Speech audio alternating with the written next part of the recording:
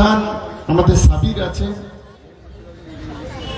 আমাদের শামীম থেকে শুরু করে, মনি থেকে শুরু করে হাবিব আছে, সনু আছে, বাপ্পা আছে, নাসির আছে, অমল আছে, প্রভাস থেকে শুরু করে কংসদা আছে, বুল্লা থেকে শুরু করে, পবিত্র থেকে শুরু করে, বাবুসানা থেকে শুরু করে, ভোলা থেকে শুরু করে, হলদরদা থেকে শুরু করে, বাপি, রশিদ আছে, মামনি থেকে শুরু করে, তুহিনা থেকে শুরু করে, সঞ্জয় থেকে শুরু করে আমাদের সমস্ত নেতৃত্বরা এখানে মঞ্চে উপস্থিত আছেন। আমাদের সমস্ত পঞ্চায়েত সমিতির মেম্বাররা আছেন। আর বিশেষ করে আজকের এই সভাতে আমাদের 17টা বুথ, 18টা মেম্বার, আমাদের বিভিন্ন বুথ থেকে যে তৃণমূল কংগ্রেসের কর্মীরা এই সুন্দর সন্ধ্যায় তৃণমূল কংগ্রেসের ডাকে আপনারা এখানে উপস্থিত হয়েছেন, আমি প্রথমেই ভাঙড় বিধানসভা তৃণমূল কংগ্রেসের পক্ষ থেকে আপনাদের ধন্যবাদ, আপনাদের অভিনন্দন, আপনাদের ভালোবাসা, আপনাদের শ্রদ্ধা জানাচ্ছি। আপনারা নিশ্চিতভাবে জানেন যে আর মাত্র 30 থেকে 32টা দিন আমাদের নির্বাচনের বাকি আছে। এই নির্বাচনটা সারা দেশের সরকার তৈরি করবে। আগামী দিনে দেশটা কারা পরিচালনা করবে সেটাই ঠিক করবে। এটা কিন্তু রাজ্যের কোনো সরকার তৈরি করবে না। রাজ্যের মুখ্যমন্ত্রী মমতা বন্দ্যোপাধ্যায় আগামী 4 জুন ভোট গণনা হবে, 6 তারিখে মডেল কোড অফ কন্ডাক্ট উঠে যাবে। তারপরে মমতা বন্দ্যোপাধ্যায় তার মামাটি মানুষের সরকার, তার পুলিশ প্রশাসন, তার সিভিল অ্যাডমিনিস্ট্রেশন, বাংলার বিভিন্ন দপ্তর আবার সমন্বয়ে কাজ শুরু করবে। আজকে নির্বাচনকে ঘিরে আমরা একটা বিষয় লক্ষ্য করছি যে আমাদের এই রাজ্যের যারা বিরোধী রাজনৈতিক দল, সে বিজেপি হতে পারে, সিপিএম হতে পারে, কংগ্রেস হতে পারে, আইএসএফ হতে পারে, তারা বিভিন্ন জায়গায় চিৎকার শুরু করেছেন। ঠিক যেমন শিয়ালের দল হুক্কা হুয়া করে, আমরা লক্ষ্য করছি আমাদের রাজ্যের বিরোধী দল ঠিক সেইভাবে শিয়ালের মতো হুক্কা হুয়া করে এই বাংলার মানুষকে যাতে বিভ্রান্ত করা যায়, কুৎসা রটানো যায় সরকারের বিরুদ্ধে, এই ধরনের কর্মকাণ্ড তারা করছে। আমি বেশ কয়েকটি উদাহরণ আমি আপনাদের সম্মুখে দিই। এখানে আমার হিন্দু ভাই বোনেরা আছেন, মুসলিম ভাই বোনেরা আছেন, বা অন্য কোন সম্প্রদায়ের মানুষ আছে। আমি তাদের উদ্দেশ্যে বলি, আজকে ভারতীয় জনতা পার্টি বলুন, সিপিএম বলুন, কিংবা কংগ্রেস বলুন, কিংবা আইএসএফ বলুন, এরা একটা নতুন পন্থা ঠিক করেছে। সেটা কি? এরা পলিসি ঠিক করেছে, বিভিন্ন যখন মুসলিম গ্রামে যাবে তখন এক কথা বলছে, আর যখন হিন্দু গ্রামে যাবে তখন আর এক কথা বলছে। যখন এরা হিন্দু গ্রামে যায় তখন এরা মমতা বন্দ্যোপাধ্যায়কে বলে, জানো তো মমতা বন্দ্যোপাধ্যায় সে মমতাজ হয়ে গেছে, সে হিন্দুদের আর কোনো কাজ করছে না, শুধু মুসলমানদের তোষণ করে যাচ্ছে। আবার অন্যদিকে যখন হিন্দু গ্রামে যখন মুসলিম গ্রামে যায় তখন গিয়ে বলে যে মমতা বন্দ্যোপাধ্যায় বাংলার সংখ্যালঘুদের শুধু মিথ্যা কথা বলে, ধোঁকা দেয়, আর বাংলার হিন্দু সম্প্রদায়ের মানুষ যেহেতু মমতা বন্দ্যোপাধ্যায় হিন্দু তাই তাদেরকে শুধু তোষণ করে বেড়ায়। এই ধরনের কথা বলে বাংলার 10 কোটি মানুষকে আজকে বিভ্রান্ত করতে চাইছে। আমি আজকে কয়েকটি তথ্য আমি এখানে দেই, বিশেষ করে আমার এখানে হিন্দু ভাই বোনেরা যারা আছেন, আমার মুসলিম ভাই বোনেরা যারা আছেন, বিভিন্ন জায়গায় বলেন, যারা মুসলিম তোষণ করার কথা বলেন, আমি প্রথমে তাদেরকে বলি যে মমতা বন্দ্যোপাধ্যায় কখনো এই বাংলায় হিন্দু, মুসলমান, খ্রিস্টান, আদিবাসী, জৈন, পার্সি, নেপালি, মারাঠি, বিহারি, সাঁওতালি যত সম্প্রদায়ের মানুষ আছে, মমতা বন্দ্যোপাধ্যায় কোন একটি সম্প্রদায়কে তোষণ করে না। মমতা বন্দ্যোপাধ্যায় তার সরকার সমস্ত ধর্ম, সমস্ত বর্ণ, সমস্ত জাতি, মমতা বন্দ্যোপাধ্যায় সকলের উন্নয়নটা করে। আমি প্রথম আমাদের হিন্দু ধর্মের ভাই বোনেরা যারা আছেন, আপনি এখান থেকে কপিল মুনির আশ্রমে যান।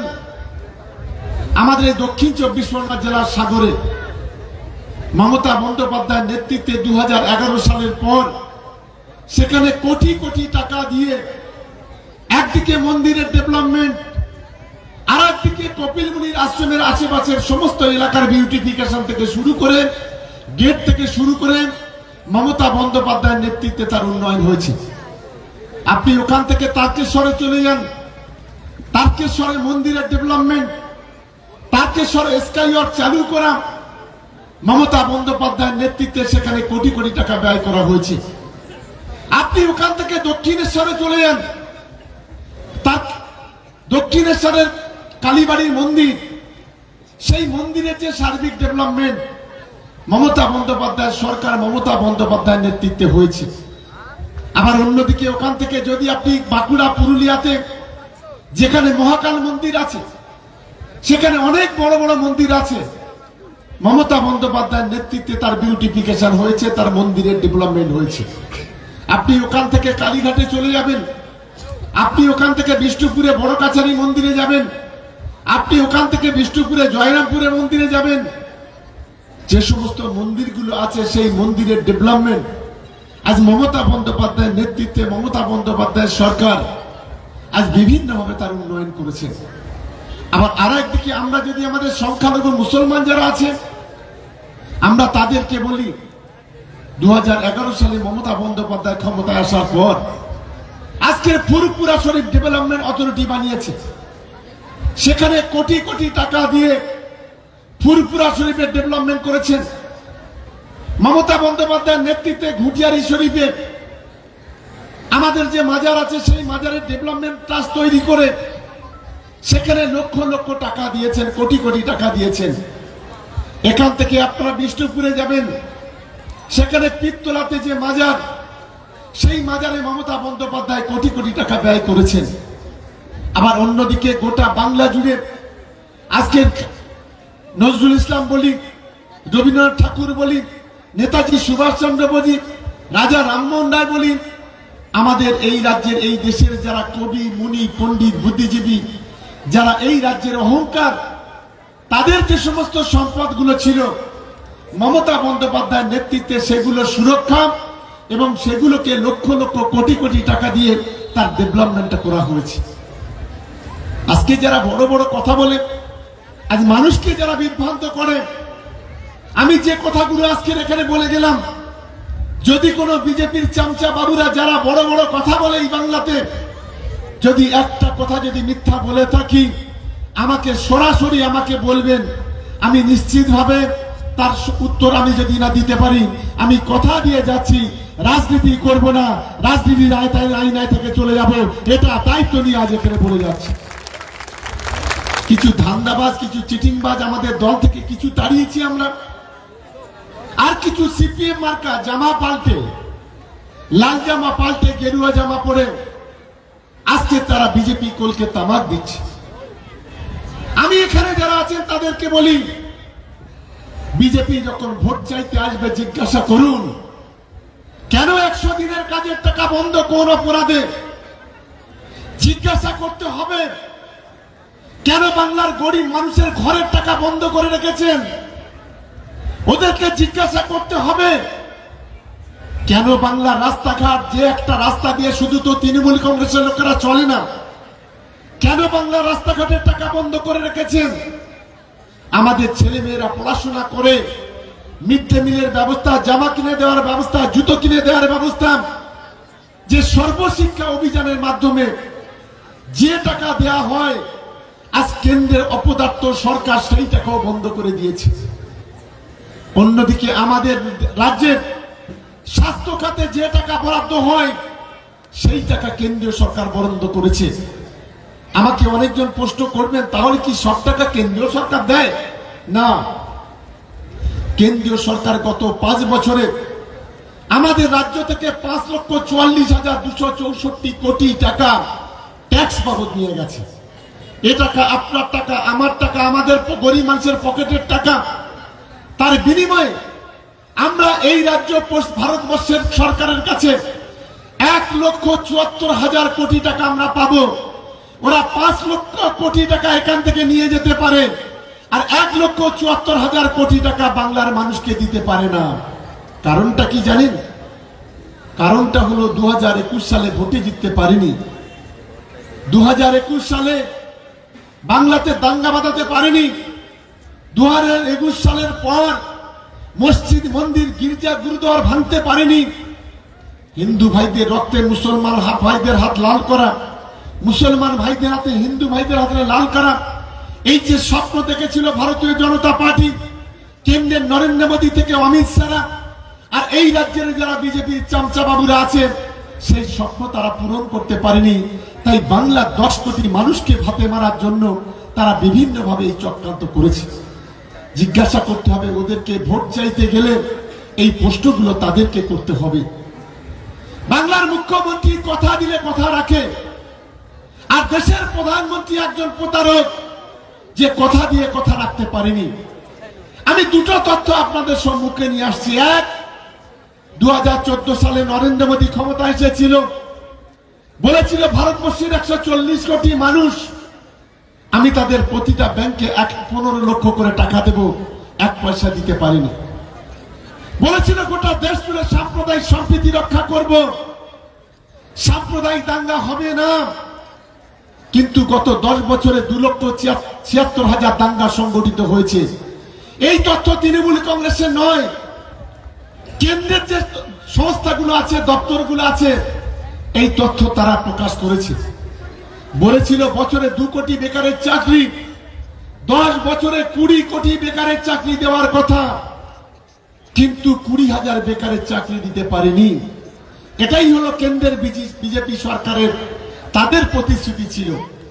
কিন্তু অন্যদিকে 2021 সালে মমতা বন্দ্যোপাধ্যায় যখন ভোট এসেছিল, বাংলার 10 কোটি মানুষের কাছে আবেদন করেছিল যে আপনারা আমাকে ভোট দিন, তৃতীয়বারের জন্য মুখ্যমন্ত্রী করুন।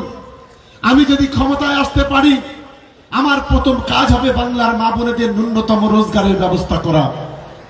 আমি যদি ক্ষমতায় আসতে পারি, আমি বাংলায় কৃষক বন্ধু চালু করেছি, আমি 5,000 টাকা করে একর প্রতি দিচ্ছি, আমি 10,000 টাকা করে দেব।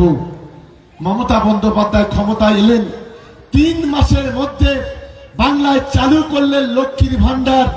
2,12,00,000 মহিলাকে প্রথমে তিনি 500 টাকা, 1000 টাকা করে দিচ্ছিলেন। কিন্তু গত কয়েক মাস আগে মমতা বন্দ্যোপাধ্যায় একদিন বিধানসভাতে আসলেন, আর সেই বিধানসভায় থেকে এসে তিনি আমাদের বললেন, আমি লক্ষ্মীর ভান্ডার করেছি ঠিকই, 500 টাকা করে দিচ্ছি জেনারেল মহিলা, আর 1000 টাকা করে দিচ্ছি আমার তপশিলি বোনেদের, কিন্তু এতে আমি সন্তুষ্ট নই। কারণ কেন্দ্রের বিজেপি সরকার যেভাবে গরিব মানুষের উপর বোঝা চাপাচ্ছে, যেভাবে চালের দাম, যেভাবে ডালের দাম, যেভাবে সর্ষে তেলের দাম, যেভাবে পেঁয়াজের দাম, যেভাবে রসুনের দাম, যেভাবে নিত্য প্রয়োজনীয় জিনিসের দাম বাড়াচ্ছে, তাতে করে 500 টাকা হবে না। তাই আমার যত কষ্ট হোক, আমার যত দেনা হোক আর কর্য হোক, আগামী এপ্রিল মাস থেকে বাংলা 2,12,00,000 মহিলাকে যারা পেত 500 টাকা, তাদের আমি দেবো 1000 টাকা, আর যারা পেত 1000 টাকা, তাদের দেবো আমি 1200 টাকা।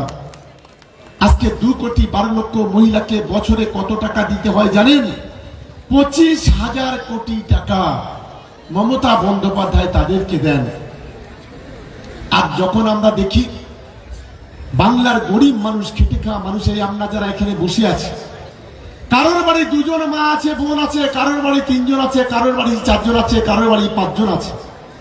খুব বুকে হাত দিয়ে বলুন তো, আজকে যারা আমাদের বিরোধিতা করেন, যদি সভাটা শুনে থাকেন, আপনার বাড়িতে 3 জন যদি মহিলা থাকে, আপনি যদি তপশিলি জাতি যদি হন, শিডিউল কাস্ট যদি হন, আপনি পান 3,32,000 টাকা। আর আপনি যদি জেনারেল হন, আপনি পান 3,000 টাকা। আর বছরে কত পান? বছরে একজন পায়, এক একজন 12,000 টাকা করে পায়। আর যারা তপশিলি ভাই বোনেরা আছেন, তারা পায় 14,400। আমরা অনেক সময় দেখি যে লক্ষ্মীর ভান্ডারের টাকা জুগিয়ে গ্রামের মহিলারা দুর্গা পূজা করছে, কালী পূজা করছে, সরস্বতী পূজা করছে। অনেক সময় মুসলিম পাড়াতে দেখি লক্ষ্মীর ভান্ডারের টাকা জমিয়ে কেউ মিলাদ করছে, কেউ জলসা করছে বিভিন্ন ভাবে। অনেক সময় আমরা শুনি যে আমাদের হয়তো স্বামী বাড়ি নেই, শ্বশুরও নেই, বাড়িতে আত্মীয় এসেছে, কুটুম্ব এসেছে, বাড়ির মহিলারা আছে, ব্যাংকে ছুটে গিয়ে লক্ষ্মীর ভান্ডারের টাকা তুলে মমতা বন্দ্যোপাধ্যায়ের আশীর্বাদে সেই অতিথিদের তাদের খাওয়া দাওয়ার ব্যবস্থা করছে।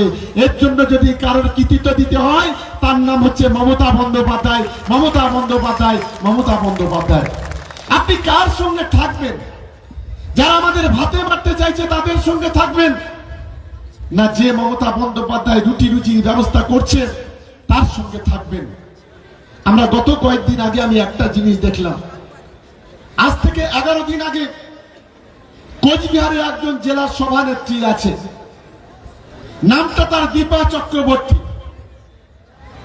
লোকসভা নির্বাচন ছিল 19 তারিখে। এই 19 তারিখ সামনে রেখে তিনি একটা বক্তব্য পেশ করেছেন।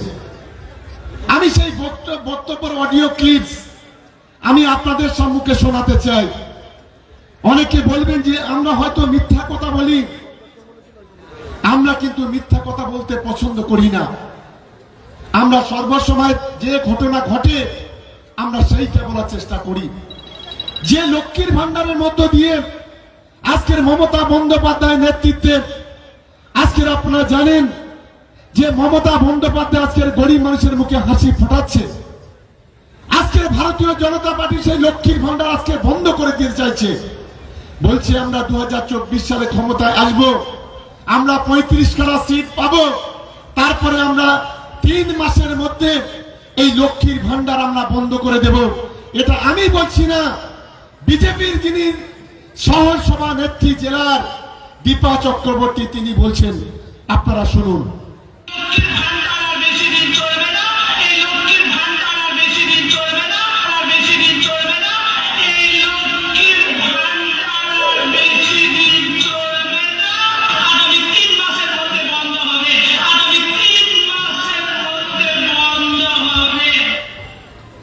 উনি কি বলছেন? উনি বলছেন যে লক্ষ্মীর ভান্ডার আর চলবে না, এই লক্ষ্মীর ভান্ডার আগামী 3 মাসের মধ্যে বন্ধ হবে। আমি যদি বিজেপির কোন নেতা থাকে, এই রাজ্যের বিরোধী যে দলনেতা অনেক বড় বড় কথা বলে, তাহলে আপনার যদি সেই মন সেই মানসিকতা যদি থাকতো, আপনার দলের নেত্রী যখন এই ধরনের যখন কথা বলছে, তাহলে কি আপনি সেই নেত্রীকে একবার শোকাজ করেছেন? তাকে কি জিজ্ঞাসা করেছেন কেন এই ধরনের কথা বলা হলো? আজকের বাংলার মা বোনেদের মুখে যখন মমতা বন্দ্যোপাধ্যায় হাসি ফোটাচ্ছে, আজ কেন্দ্রের যারা বিজেপি আছে, এ রাজ্যের যারা বিজেপি আছে, তারা আজকের মা বোনেদের মুখ থেকে হাসি কেড়ে নেওয়ার জন্য আজকের এই ধরনের চক্রান্ত করছে।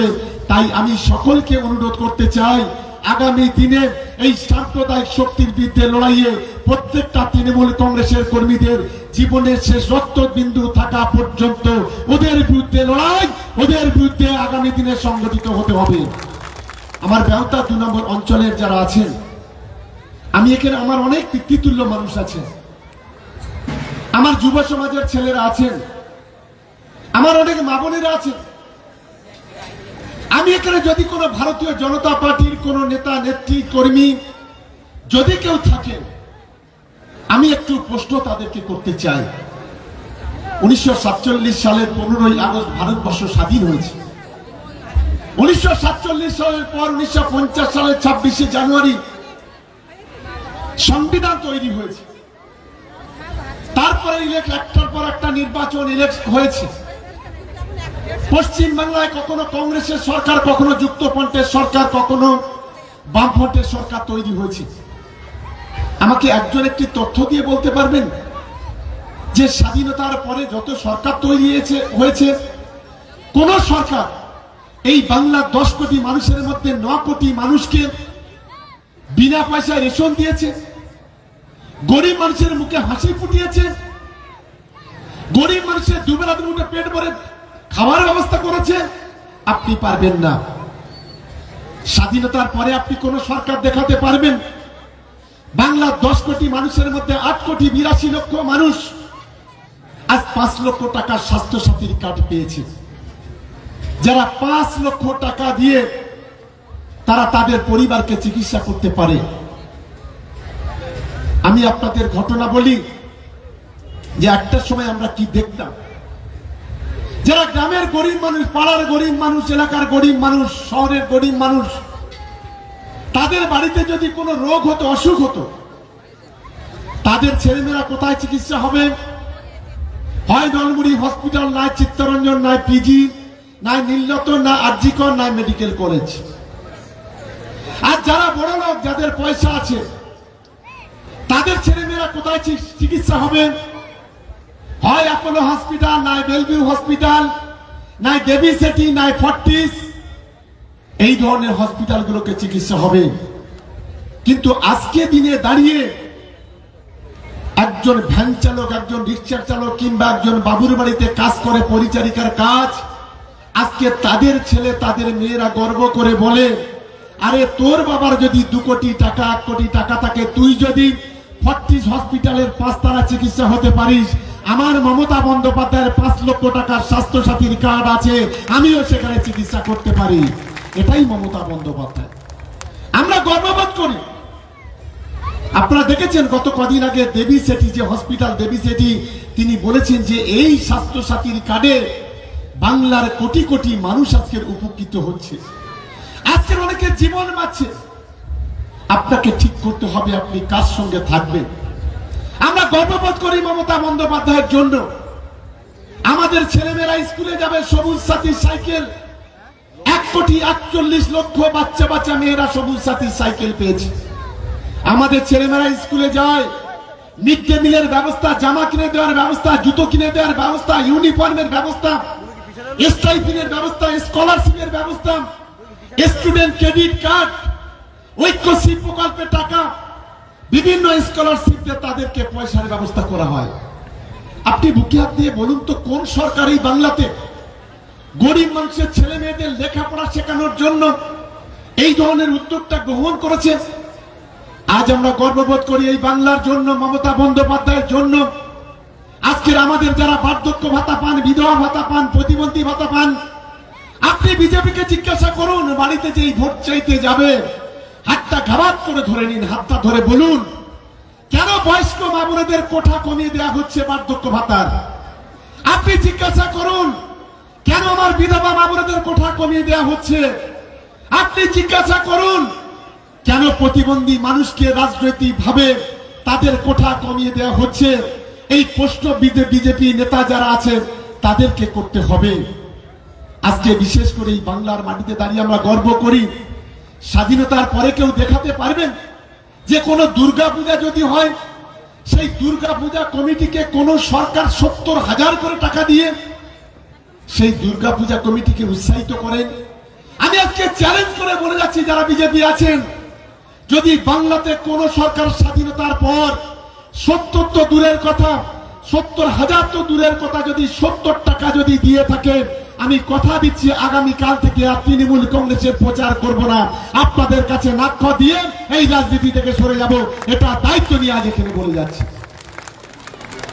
আমি তাই নিশ্চিতভাবে মনে করি যে বাংলায় আজকের একটা গরিবের সরকার চলছে, মানুষের সরকার চলছে। আর সেই সরকারকে কালিমালিপ্ত করার জন্য দিল্লি থেকে, হরিয়ানা থেকে, গুজরাট থেকে, মহারাষ্ট্র থেকে কিছু নেতা উড়ে আসছে। দেশের প্রধানমন্ত্রী ডেলি প্যাসেঞ্জারি করছেন, দেশের স্বরাষ্ট্রমন্ত্রী ডেলি প্যাসেঞ্জারি করছেন বাংলায় ক্ষমতায় আসার জন্য। যেমন 2021 সাল বলেছিল ইস বার 200 পার।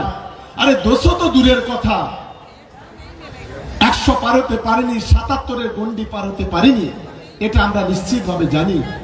আমি এখানে যারা বসে আছেন, আমার মা বোনেরা, ভাই বোনেরা, তাদের বলি, এই লড়াইটা আমাদের রুটি রুজি মাকা রক্ষা করা, আমাদের হিন্দু মুসলমানের সাম্প্রদায়িক সম্প্রীতি রক্ষা করা, এটা আমাদের প্রথমেই বুঝতে হবে। আপনি বিজেপিকে জিজ্ঞাসা করুন তো একবার, যে স্বাধীনতার 76 বছর পরে কেন বাংলার ভারতবর্ষে এনআরসি করতে হলো? কেন আজকে সিএ কার্যকরী করতে হলো? দেশে তো 15টা প্রধানমন্ত্রী এসেছে, কই কারোর তো এনআরসি সিএ করতে হয়নি। এটা একটা চক্রান্ত, এটা একটা ষড়যন্ত্র। ভারতবর্ষে এনআরসি চালু করো, তার মধ্য দিয়ে হিন্দু মুসলমানকে বিভাজন করো। ভারতবর্ষে সিএ চালু করো, তার মধ্য থেকে হিন্দু মুসলমানের দাঙ্গা বাঁধাও। এই ধরনের চক্রান্ত ষড়যন্ত্র করছে। আমার একটা ঘটনার কথা মনে পড়ে যাচ্ছে। 2019 সাল আসামে এনআরসি চালু হল। ভোটের আগে বিজেপির নেতারা বলতে শুরু করেছিল যে এনআরসি মানে শুধু মুসলমানদের খেদাতে হবে, শুধুমাত্র মুসলমানদের তাড়াতে হবে, এখানে হিন্দু ভাই বোনের, আদিবাসী ভাই বোনেদের তোমাদের কোনো চিন্তা নেই। 19 সালে লোকসভা নির্বাচন হলো, বিজেপি ক্ষমতা এলো। ভোটের পরে 19,86,000 মানুষ জেলে গেল। তার মধ্যে 13,86,000 হিন্দু ভাই বোনেরা, আদিবাসী ভাই বোনেরা। 1 লক্ষ মানুষ বাংলাতে পালিয়ে এসেছিল। তো একদিন যারা পালিয়ে এসেছে সেরকম 4-5 জন লোক, আমাদের একজন বিধায়ক, তারা তাদের সঙ্গে করে বিধানসভাতে নিয়ে আসলো। আমরা তাদেরকে জিজ্ঞাসা করেছিলাম যে আসামে কিভাবে এনআরসি হয়েছে এবং সেই এনআরসিতে কিভাবে আপনারা পালিয়ে চলে আসলেন, আমাদের যদি একটু বলেন। তাদের অভিজ্ঞতা ছিল ভয়ঙ্কর। বলল ভোটের আগে বিজেপির নেতারা, আজকে যেমন শুভেন্দু বাবুরা বলছেন, আজকে যেমন শান্তনুরা বলছেন, আজকে যেমন বিজেপির নেতারা বলছেন যে নাগরিকত্ব যাবে না, ঠিক এমনি ভাবে সেদিনও ওই 19 সালের আগে গোটা আসাম জুড়ে এইভাবে প্রচার করেছিল। কিন্তু যেদিন ভোটটা হয়ে গেল, ভোট গণনা হলো, প্রতি রাত্রে 4 লক্ষ, 5 লক্ষ, 3 লক্ষ, 10 লক্ষ আধার কার্ড ফ্রিজ হতে শুরু করলো, আধার কার্ড বন্ধ হতে শুরু করলো। যাদের টাকা আছে, যাদের পয়সা আছে, তারা হাইকোর্টে, সুপ্রিম কোর্টে গেল। তাদের মক্কেলরা, তারা তাদের বলল যে আমার মক্কেলকে আপনি আধার কার্ডটা ফ্রিজ করেছেন, কিন্তু আমার স্কুলের সার্টিফিকেট আছে, আমার জমির দলিল আছে, আমার ভোটার আইডেন্টি কার্ড আছে, আমি যে আইডেন্টি কার্ড দিয়ে আপনাকে ভোটে জিতিয়েছি। যারা সুপ্রিম কোর্টে, হাইকোর্টে মামলা করলো, তারা তাদের নাগরিকত্ব ফিরে পেল। কিন্তু যারা গরিব মানুষ ছিল, যারা কৃষক, যারা ক্ষেত মজুর, যারা বাবুর বাড়িতে কাজ করে, যারা একেবারে নিম্নবিত্ত মানুষ, তারা আর কোর্টে যেতে পারলো না। তারা হাইকোর্টে, সুপ্রিম কোর্টে, জজ কোর্টে মামলা করতে পারলো না, কারণ তাদের কাছে তো পয়সা নেই, তাদের তো নুনান্তে পান্তা ফুরোয়, তারা তো এক মুঠো না খাটলে এক মুঠো ভাত তাদের পেটে যায় না। সেই সমস্ত মানুষ সরকার 1 মাস সময় দিল। 1 মাসের মধ্যে পুলিশের দল গ্রামগুলো ঘিরে ফেললো। তারপরে 8 থেকে 80 তাদেরকে হিন্দু, মুসলমান, খ্রিস্টান, আদিবাসী তাদেরকে টানতে টানতে ডিটেনশন ক্যাম্পে নিয়ে গেল, জেলে নিয়ে গেল। 19 লক্ষ মানুষ এখনো পর্যন্ত জেলে আছে। আর আসামের লোক সংখ্যা কত? 3.5 কোটি। জেলে গেল কত? 19 লক্ষ থেকে 20 লক্ষ। আর বাংলার লোক সংখ্যা কত? বর্তমানে প্রায় 12 কোটি লোক সংখ্যা। তাহলে কত মানুষ জেলে যেতে পারে, এটা এর মধ্যে বুঝতে হবে। আজকের এই চক্রান্ত ষড়যন্ত্র ভারতীয় জনতা পার্টি করছে। যারা গরিব মানুষের পেটে ভাত দিতে পারে না, যারা গরিব মানুষের গায়ে জামা দিতে পারে না, যারা গরিব মানুষের পায়ে চটি দিতে পারে না, যারা বেকার ছেলে মেয়েদের কাজ দিতে পারে না, কোন অধিকারে আমাদের সেই রুটি রুজি কেড়ে নেওয়ার চেষ্টা করে, এর জবাব আগামী দিনে ব্যালটের মাধ্যমে বোতাম টিপে আগামী দিনে আপনাদেরকে দিতে হবে। সেই মানসিকতা নিয়ে আপনাদেরকে কাজ করতে হবে। আপনারা জানেন এই যে ভাঙড়, এই ভাঙড়ে আপনারা কেউ কেউ হয়তো এখানে যারা আছেন, সিপিএম, বিজেপি, কংগ্রেস, আমরা দেখেছিলাম 2021 সালে তারা ভোট দিয়ে এখান থেকে একজন বিধায়ক নির্বাচিত করেছিল, আইএসএফ কে নির্বাচিত করেছিল। আসলে ঘটনা হলো যে আপনারা অনেকটা ভুল করে ফেললেন। আজ 3 বছর ধরে গোটা ভাঙড় অনুন্নয়নে জর্জরিত। আজ 3 বছর ধরে গোটা ভাঙড়ে কোনো শান্তি নেই। 1 টাকার কাজ সে করতে পারেনি, মানুষকে ধোঁকা দিয়েছে, বোকা বানিয়েছে। গোটা ভাঙড় জুড়ে অশান্তি, বিশৃঙ্খলা তৈরি করেছে। ভাঙড়ের যুব সমাজের হাতে গুলি তুলে দিয়ে, বোমা তুলে দিয়ে, বন্দুক তুলে দিয়ে গোটা বাংলাটাকে, আজ গোটা ভাঙড়টাকে অশান্তি, অরাজকতা তৈরি করেছে। আর গোটা ভাঙড়ে যখন আসে, তখন এখানকার যারা সংখ্যালঘুরা আছে তাদেরকে বোকা বানানোর জন্য অনেক গাল ভরা কথা বলেছে। এটাই হচ্ছে গত 3 বছরের খতিয়ান। তাই আমি আপনাদের কাছে অনুরোধ করতে চাই, আমাদের লড়াই এই 4 পয়সা খুদে আইএসএফ এর বিরুদ্ধে নয়, আমাদের লড়াই এই সিপিএম এর বিরুদ্ধে নয়। বাংলার মানুষ সিপিএম কে বিদায় করে দিয়েছে 2021 সালে। যাদের বিধানসভায় একজনও প্রতিনিধিত্ব নেই, তাদের কংগ্রেসের একজনও প্রতিনিধিত্ব নেই, কারণ এরা আইএসএফ কে ভোট দিয়েছিল। বাংলার মানুষ বুঝেছিল যে একজন সাম্প্রদায়িক মৌলবাদী শক্তির হাতে হাত মিলিয়েছে এই সিপিএম আর কংগ্রেস, তাই এদেরকে এখান থেকে ছুটি করে দিতে হবে। কারণ বিগত 34 বছর ইতিহাসটা ছিল অত্যন্ত জঘন্য। আপনারা শুনলে অবাক হয়ে যাবেন, 34 বছরে বাংলায় 75,000 মানুষ খুন হয়েছিল। 75,000 মানুষের মায়ের মাথার সিঁদুর হাতের চুড়ি পেয়েছিল, শাখা পেয়েছিল। তার মধ্যে ছিল 55,000 কংগ্রেসের কর্মী, আর নিজেদের লড়াইতে 20,000 মানুষ খুন হয়েছিল। গোটা বাংলা জুড়ে কখনো ধানতলা, কখনো বানতলা, কখনো সাইবাড়ি, কখনো নেতাই, কখনো নন্দীগ্রাম, কখন সিঙ্গুর থেকে শুরু করে গোটা বাংলা জুড়ে এরা অরাজকতা তৈরি করেছিল। আমাদের এই জেলার একটা প্রান্ত আছে জয়নগর, একদিনে 9 জনকে খুন করা হলো। একদিনে 9 জনকে খুন করে ছেলেকে কেটে রক্ত নিয়ে আসা হলো। বৃদ্ধ বাবা মাকে ডাকা হয়েছিল, বৃদ্ধ বাবা মার ভাতের সঙ্গে সেই রক্ত ঢেলে দিয়ে বলা হয়েছিল, হয় এই রক্ত মাখা ভাত তোমাকে খেতে হবে, আর না হলে তোমাকে তোমার ছেলের সঙ্গে তোমাকে স্বর্গে কিংবা উপরে পাঠিয়ে দেওয়া হবে। বৃদ্ধ বাবা বৃদ্ধ মা কাঁদতে কাঁদতে সেই রক্ত মাখা ভাত খেয়েছিল।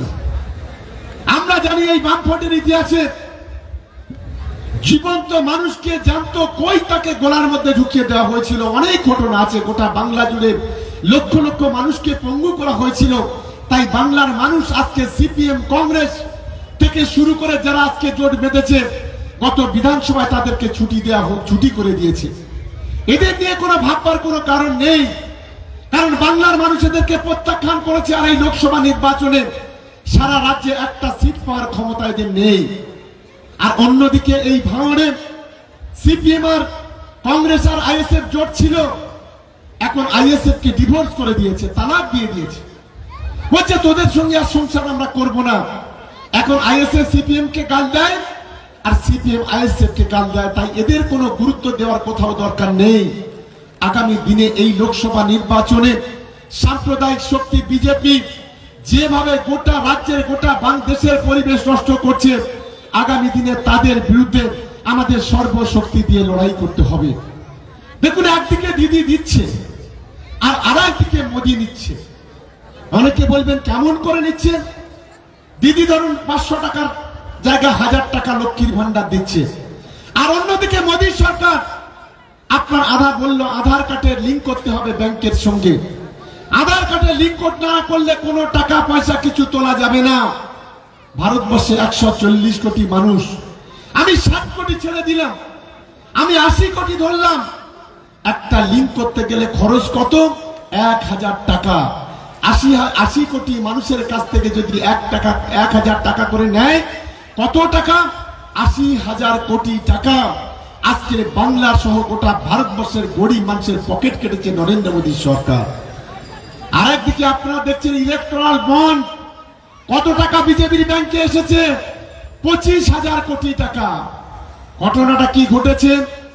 যারা ঔষধ কোম্পানি, সেই ঔষধ কোম্পানি দিনে সিবিআই রেড করেছে, ইডি রেড করেছে। রাতের অন্ধকারে বলা হয়েছে তোমরা যদি বিজেপির ইলেকট্রাল ফান্ডে যদি ইলেকট্রাল বন্ডের মাধ্যমে টাকা দাও, তাহলে তোমাদের কোনো অসুবিধে নেই, তোমাদের তাহলে ছাড় দেওয়া হবে। তারা বলেছে ঠিক আছে আমরা টাকা দেব, কিন্তু আমাদের শর্ত আছে, আমরা ওষুধের দাম বাড়াবো, তোমরা কিছু বলতে পারবে না। আজকের 80 টাকার ওষুধটা 330 টাকা দিয়ে কিনতে হয়। আজকে 10 টাকার ট্যাবলেটটা 25 টাকা দিয়ে কিনতে হয়। আজকে 40 পয়সার ট্যাবলেটটা আজকে 5 টাকা দিয়ে কিনতে হয়। আজকে দেখবেন প্রত্যেকটা ঔষধের দাম আজকে বেড়েছে। 50,000 টাকার মোটর সাইকেল আজকের 1,10,000 টাকা কিনতে হচ্ছে। কেন? এই সৌজন্যে ইলেকট্রাল বন্ড। আজকের 80 টাকার সর্ষে তেল আজকে 150 টাকা দিয়ে কিনতে হচ্ছে। কেন? সৌজন্যে ইলেকট্রাল বন্ড। আজকের একটা 70 টাকার লুঙ্গি আজ 300 টাকা দিয়ে কিনতে হচ্ছে। কেন? সৌজন্যে ইলেকট্রাল বন্ড। বিজেপির ফান্ডে কোটি কোটি টাকা দিয়েছে, আর নিজেদের মুনাফা করার জন্য তারা নিজের মতো করে দাম বাড়িয়েছে। বিজেপি সরকার কিছু করতে পারেনি। এটাই হলো আজকে ভারতবর্ষের অবস্থা। আর গোটা দেশ জুড়ে মা বোনদের ইজ্জত নিয়ে ছিনিমিনি খেলা করেছে। আমরা অবাক হয়ে যাই। আমাদের গত কয়েকদিন আগে আমাদের দেশের প্রধানমন্ত্রী এলেন, বারাসাতে একটি সভা করলেন। সেই সময় বক্তব্য রাখতে গিয়ে তিনি বললেন সন্দেশখালী হলো আমাদের দেশের লজ্জা। আমরা অবাক হয়ে গেলাম। খুব ভালো কথা আপনি বলেছেন, আপনাকে ধন্যবাদ জানাই। কিন্তু প্রধানমন্ত্রীজি, আমি যদি আপনাকে প্রশ্ন করি যে ভারতবর্ষের একটি রাজ্য আছে মণিপুর, যে মণিপুরে মা বোনেদের উলঙ্গ করে, নগ্ন করে তাদেরকে মিছিল করা হয়, এটা কি ভারতবর্ষের লজ্জা নয়? আমি বিজেপির বন্ধুদের প্রশ্ন করতে চাই, গত 1.5 বছর ধরে মণিপুরে জাতি দাঙ্গা হচ্ছে দুটি সম্প্রদায়ের মধ্যে। কয়েক হাজার মানুষকে পুড়িয়ে মারা হয়েছে, তাদের ঘর বাড়ি জ্বালিয়ে দেওয়া হয়েছে, কয়েকশো মানুষকে খুন করা হয়েছে, দিনে দুপুরে মা বোনেদের ধর্ষণ করা হয়। এটা প্রধানমন্ত্রী দেখতে পাচ্ছেন না? আপনি কবার সেখানে গিয়েছেন? এটা কি ভারতবর্ষের লজ্জা নয়? আপনারা জানেন আমাদের দেশের মধ্যে একটা রাজ্য আছে উত্তরপ্রদেশ, যে রাজ্যের মুখ্যমন্ত্রী নাম যোগী আদিত্যনাথ। হাথরাস বলে একটা জায়গা আছে, আপনারা জানেন। 19 বছরের একটা বাচ্চা মেয়ে, নাম মনীষা বাল্মীকি। সে তো সংখ্যালঘু পরিবারের মেয়ে নয়, সে দলিত সম্প্রদায়ের মেয়ে। এটাই ছিল তার অপরাধ। প্রথমে বিজেপির 3 জন লোকেরা তাকে ধর্ষণ করলো, তারপরে সে যাতে কথা না বলতে পারে তার জিভটাকে কেটে নেওয়া হলো, তারপরে সে যাতে উঠে দাঁড়াতে না পারে তার মেরুদণ্ড ভেঙে দেওয়া হয়েছিল, তারপরে সে যাতে হাত পা না নাড়তে পারে তার হাত পা ভেঙে দেওয়া হলো। ওই 19 বছরের ছোট্ট বোনটিকে নিয়ে যখন দিল্লির সফদরজং হসপিটালে ভর্তি করা হলো, উত্তরপ্রদেশের যোগী সরকারের পুলিশ তাকে গিয়ে জিজ্ঞাসা করেছিল যে আপনাকে কিভাবে বলাৎকার করা হয়েছে। সে তো কথা বলতে পারে না, সে তো হাত পা নাড়তে পারে না, সে তো উঠে দাঁড়াতে পারে না। মাথাটা নেড়ে অঙ্গভঙ্গি করে সে বলছিল তার উপরে কিভাবে পাশবিক নির্যাতন, পাশবিক অত্যাচার হয়েছে, কিভাবে 3 জন পশু তার উপর আক্রমণ করেছে, কিভাবে তাকে জিভ কেটে নেওয়া হয়েছে। 15 দিন মৃত্যুর সঙ্গে পাঞ্জা লড়ে যখন হসপিটালে মারা গেল, সবচেয়ে লজ্জার বিষয় হলো যোগী সরকারের পুলিশ ওই ডেড বডিটা তার বাবা, তার মা, তার প্রতিবেশীর হাতে দিল না। রাতের অন্ধকারে চুপি চুপি জঙ্গলে নিয়ে গিয়ে পুড়িয়ে মেরে দিয়েছিল। আমি প্রধানমন্ত্রীকে বলছি, এটা কি ভারতবর্ষের লজ্জা নয়? ভারতবর্ষের আরেকটা রাজ্য আছে জম্মু, 8 বছরের বাচ্চা মেয়ে আসিফা, তার অপরাধ ছিল তার বাবা কংগ্রেস করে। বিজেপির 2 জন তাকে প্রথমে ধর্ষণ করলো, তারপরে তার যৌনিদানে রড দিয়ে দেওয়া হলো, তারপরে তাকে শ্বাসরোধ করে খুন করা হয়েছিল। আমি দেশের প্রধানমন্ত্রীকে বলি, বাংলা এসে বড় বড় কথা বলেন, মা বোনেদের কথা বলেন, আর গোটা দেশ জুড়ে মা বোনেদের অত্যাচার করেন। এটা আপনাদের দেশের লজ্জা নয়? এই প্রশ্ন আমি করতে চাই। আমি প্রশ্ন করতে চাই, ভারতবর্ষের আরেকটা রাজ্য হচ্ছে রাজস্থান। রাজস্থানের বিজেপির একজন বিধায়ক নাম মিস্টার কুলদীপ সিং সিঙ্গার। একটা 16 বছরের বাচ্চা মেয়েকে ব্ল্যাকমেল করে দিনে দুপুরে চাকরি দেওয়ার নাম করে তাকে ধর্ষণ করা, তাকে বলাৎকার করা, তার উপর পাশবিক অত্যাচার করা। এই খবর চাউর হওয়ার সঙ্গে সঙ্গে সারা দেশের মিডিয়া ঝাঁপিয়ে পড়লো। অবশেষে তাকে অ্যারেস্ট করা হলো, এখনো সে জেলে আছে। এটা ভারতবর্ষের লজ্জা নয়?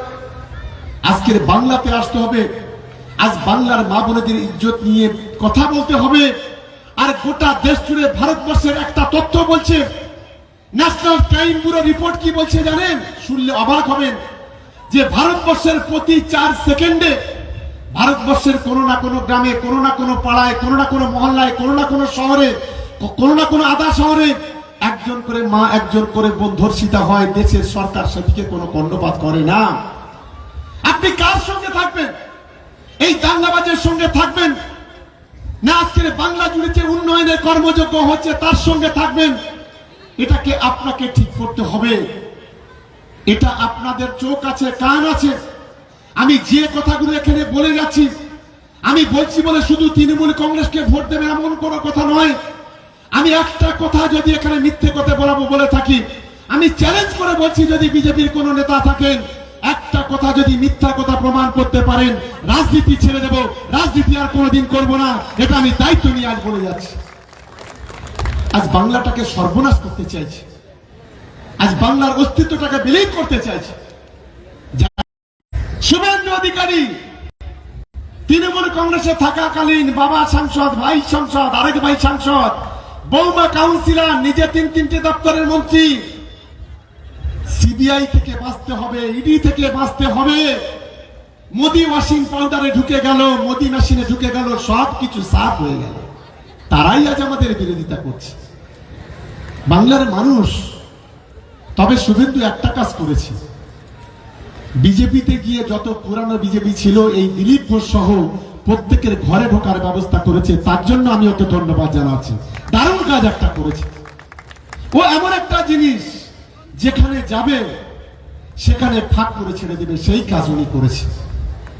আমি তাই আপনাদের কাছে অনুরোধ করব, ভোট যত এগিয়ে আসবে তত দাঙ্গা বাজনা তত বেশি আসবে, কিন্তু আমরা যারা তৃণমূল কংগ্রেসটা করি আমাদের মাথায় রাখতে হবে আমরা বহিরাগত নয়, আমরা পরিযায়ী পাখি নয়, আমরা 365 দিন 65 দিন মানুষের কাছে থাকি।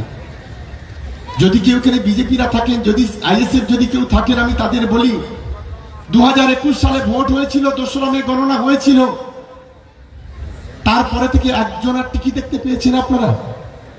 একজন বিজেপির নেতা, একজন আইএসএফ এর নেতা, একজন সিপিএম নেতাকে টিকি দেখতে পেয়েছেন?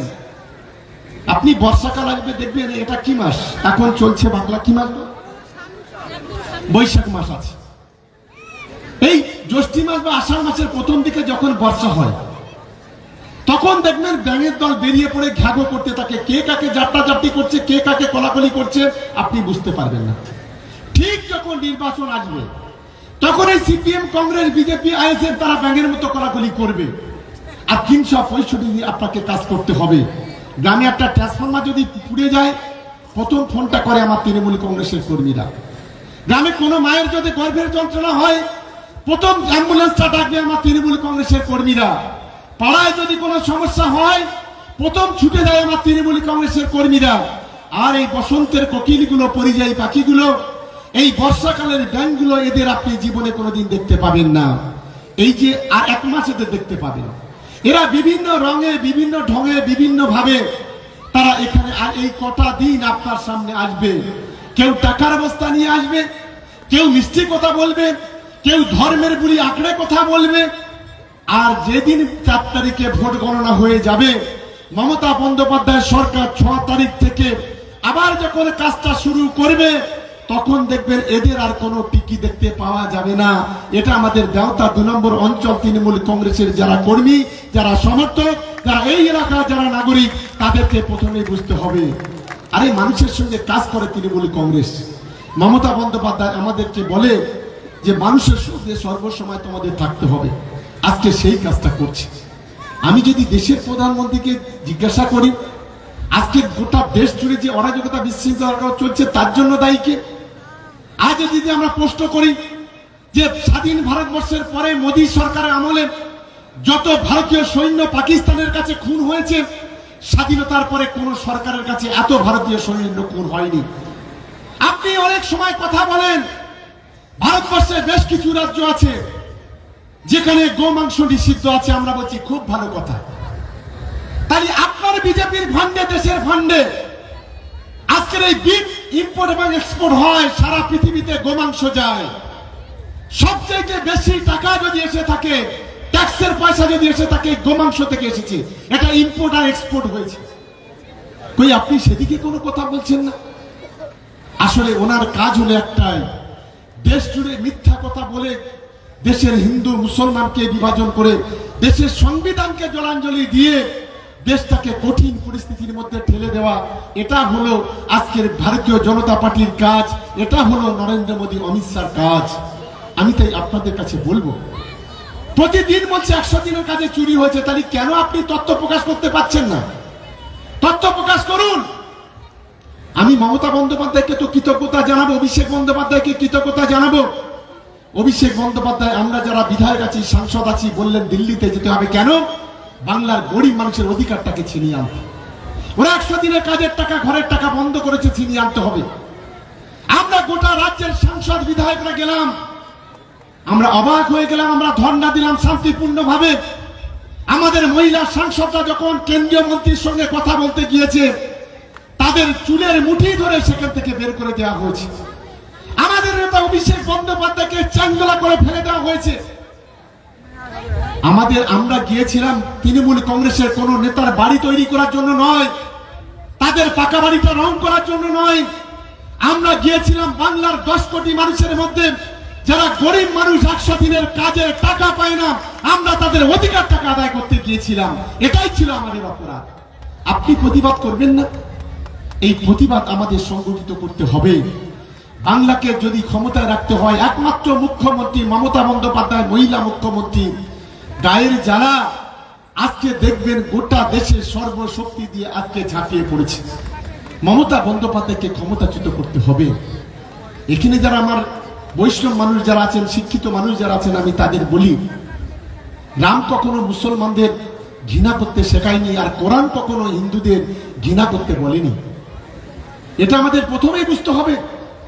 আমাদের যত ধর্মগ্রন্থ আছে, বেদ, কোরআন, পুরাণ, বাইবেল, আমাদের বিভিন্ন ধর্মের মানুষ আমরা যারা আছি, একটা ধর্মের মানুষ আরেকটা ধর্মের মানুষকে আঘাত করতে বলেনি। কেউ যদি দেখাতে পারে আমি নাক্ষর দিয়ে চলে যাবো এখান থেকে, কোন কোরআনে কোন পুরাণে কথা কোনোদিন বলেনি। আসলে কিছু মানুষ আছে ব্যক্তি স্বার্থ চরিতার্থ করতে হবে, সেই কারণে হিন্দু মুসলমানকে বিভাজন করার জন্য, জাতপাতের দাঙ্গা তৈরি করে নিজের স্বার্থ সিদ্ধি চরিতার্থ করার জন্য আজ বিভিন্ন ভাবে চক্রান্ত করে, ষড়যন্ত্র করে আজ বিভিন্ন কর্মকাণ্ড তারা তৈরি করতে চায়। আমাদের লড়াইটা হচ্ছে সেই জায়গায়। আমি নিশ্চিতভাবে আশা করি যে আমার সহকর্মীরা আজকে যারা মিটিং এসেছেন, আজ থেকে এখান থেকে ফিরে যাবেন। আমাদের আজকে যদি আমি মনে করি, আমি চ্যালেঞ্জ করে বলে যাচ্ছি, যদি কালকে যদি নির্বাচন হয়, ভাঙড়ে 50,000 ভোটে আমরা জিতবো, এটা দায়িত্ব নিয়ে, চ্যালেঞ্জ নিয়ে, শপথ নিয়ে বলতে পারি। ভাঙড়ে একটা অঞ্চল আর হারার জায়গা নেই। প্রতিদিন দলে দলে আইএসএফ এর কর্মীরা, সিপিএম এর কর্মীরা, বিজেপির কর্মীরা, তৃণমূল কংগ্রেসে আমাদের সঙ্গে যোগদান করছে, জমি রক্ষা কর্মীরা যোগদান করছে। এমনকি জমি রক্ষা কমিটির যে পঞ্চায়েত সমিতির সদস্য ভোটে জিতেছিল, সেই রিঙ্কু সে আমাদের দলে যোগদান করেছে। আমাদের জমি রক্ষা কমিটির পঞ্চায়েতে জিতেছিল পিয়ারুল, সে আমাদের দলে যোগদান করেছে। জমি রক্ষা কমিটির যারা নেতা, তাদের একটা অংশ আমাদের দলে যোগদান করেছে। আর আমাদের শানপুকুর থেকে, চালতাবাড়িয়া থেকে, ভোগালী যারা আইএসএফ করেছিল, তারা আজকে দলে দলে যোগদান করে আর বলছে আমরা ভুল করেছি, নওশাদের মধ্যে একজন নেতাকে তাকে ভোট দিয়ে আমরা ক্ষতি করেছি, ভাঙড়টাকে পিছিয়ে দিয়েছি। তাই আগামী দিনে লড়াইয়ের জন্য আমরা ওই নওশাদের সাথে আর থাকতে চাই না। আমরা তৃণমূল কংগ্রেসের সঙ্গে থেকে ভাঙড়ের উন্নয়নের স্বার্থে, শান্তির স্বার্থে আমরা লড়াইটা করতে চাই। আজকে সেই লড়াইটা শুরু হয়েছে। আমি ব্যবতা 2 নম্বরের দায়িত্বশীল নেতৃত্ব কর্মীরা আছেন, মা বোনেরা আছেন, এখানে হিন্দু মুসলমান সকলেই আছেন। আমি সকলের কাছে অনুরোধ করতে চাই, আগামী দিনে আমাদের বুক চিতিয়ে লড়াই করতে হবে। আমাদের সন্তান, আমাদের ভিটে মাটিকে রক্ষা করতে হবে। যারা আমাদের জমি কেড়ে নিতে চায়, মাটি কেড়ে নিতে চায়, বাস্তু কেড়ে নিতে চায়, যারা আমাদের সন্তানকে বাবার থেকে পৃথক করতে চায়, যারা আমাদের হিন্দু মুসলমানকে বিভাজন করতে চায়, যারা আমাদের জাতপাতের রাজনীতি করতে চায়, আগামী দিনে তাদের বিরুদ্ধে আমাদের তৃণমূল কংগ্রেসের কর্মীদের লড়াইটা করতে হবে। আমি এখানে বলে যাচ্ছি, অনেকেই স্বপ্ন দেখছে লোকসভাতে জিতবে। সিপিএম বলছে আমি জিতবো, বিজেপি বলছে আমি জিতবো, আইএসএফ বলছে আমি জিতবো, আর আমরা তৃণমূল কংগ্রেস বলছি আমরা জিতবো। আমি আজকে এখানে বিজেপির যিনি প্রার্থী, যদি তাদের কোনো লোক থাকে, বা সিপিএম কংগ্রেসের যদি কোনো লোক থাকে, কিংবা আইএসএফ এর জন্য কোনো নেতা কর্মী থাকে, আমি তাদেরকে বলি, আগে বলুন এই লোকসভাতে কটা গ্রাম পঞ্চায়েতের সিট আছে? আগে বলুন এই লোকসভাতে কটা ওয়ার্ড আছে, কটা পৌরসভা আছে? আমি আপনাকে হিসেবটা বলে দিয়েছি, লোকসভাটা জিতবেন পরে। এই লোকসভাতে, যাদবপুর লোকসভাতে 50টা গ্রাম পঞ্চায়েত আছে। এই লোকসভাতে বারুইপুরে 17টা ওয়ার্ড আছে। এই লোকসভাতে রাজপুর সোনারপুরে 35টা ওয়ার্ড আছে। এই লোকসভাতে টালিগঞ্জে 10টা ওয়ার্ড আছে, আর যাদবপুরে 9টা ওয়ার্ড আছে। লোকসভা জেতার আগে এই একটা ওয়ার্ডে কিংবা একটা গ্রাম পঞ্চায়েতে জিতে এসো, তবে তুমি লোকসভায় জিতবে, তবে তুমি লোকসভা জেতার স্বপ্ন দেখবে। আমি তো চ্যালেঞ্জ করে বলে গেলাম, আজকে 4 তারিখে প্রমাণ করে দেব। মিথ্যা বলছি কি সত্যি বলছি, আমরা তো ধাপ্পা দেওয়া কথাবার্তা বলি না। আপনি কোন বিধানসভাটা জিতবেন একটা ঠিক করুন, 7টা বিধানসভার মধ্যে আপনি প্রকাশ্যে চ্যালেঞ্জ করে বলুন। আমরা যেমন বলছি আমরা 7টা বিধানসভা 7টাই জিতবো। আমি সিপিএম কে বলছি, আমি বিজেপি কে বলছি, আমি আইএসএফ কে বলছি, কোন বিধানসভাটা কোন অঞ্চলটা আপনি জিতবেন আপনি এখান থেকে প্রকাশ্যে বলুন। আমি আজকে চ্যালেঞ্জ করে এখানে বলে যাচ্ছি। আমরা চ্যালেঞ্জ করছি কাদের জন্য? আপনাদের মতো কর্মীরা আছে বলে সেই জন্য। আমরা চ্যালেঞ্জ করছি কাদের জন্য?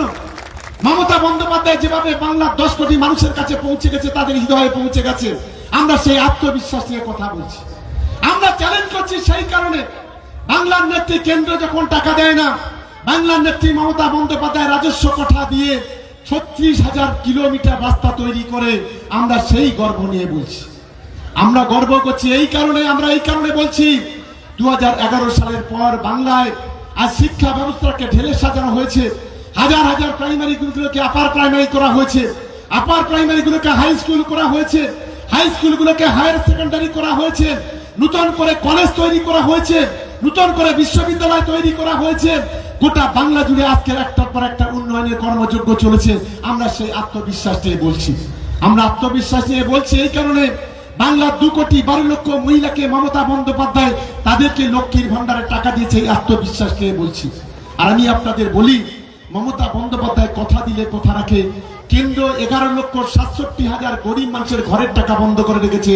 আর নরেন্দ্র মোদী এই টাকা যদি আগামী নভেম্বর পর্যন্ত না ছাড়ে, আমাদের নেত্রী মমতা বন্দ্যোপাধ্যায় বললেন আগামী ডিসেম্বরের মধ্যে প্রত্যেকের ব্যাংকে 1,20,000 টাকা করে মমতা বন্দ্যোপাধ্যায় পৌঁছে দেবেন, এই কথা তিনি প্রকাশ্যে ঘোষণা করেছেন। মমতা বন্দ্যোপাধ্যায় বলছেন আমি যদি 2,12,00,000 মহিলাকে 25,000 কোটি করে টাকা প্রতি বছর দিতে পারি, তাহলে আমি 50,000 কোটি টাকা খরচ করে বাংলার 40 লক্ষ মানুষকে ঘর করে দিতে পারি। শুধু যাদের লিস্টে আছে তাদের নয়, যারা গরিব মানুষ, যারা ঘর পায়নি, আগামী দিনেও তাদের সার্ভে হবে, তাদের প্রত্যেকের মাথার উপরে ছাদ যাতে করে দেওয়া যায় সেই ব্যবস্থা আমাদের সরকার, আমাদের মুখ্যমন্ত্রী করবেন।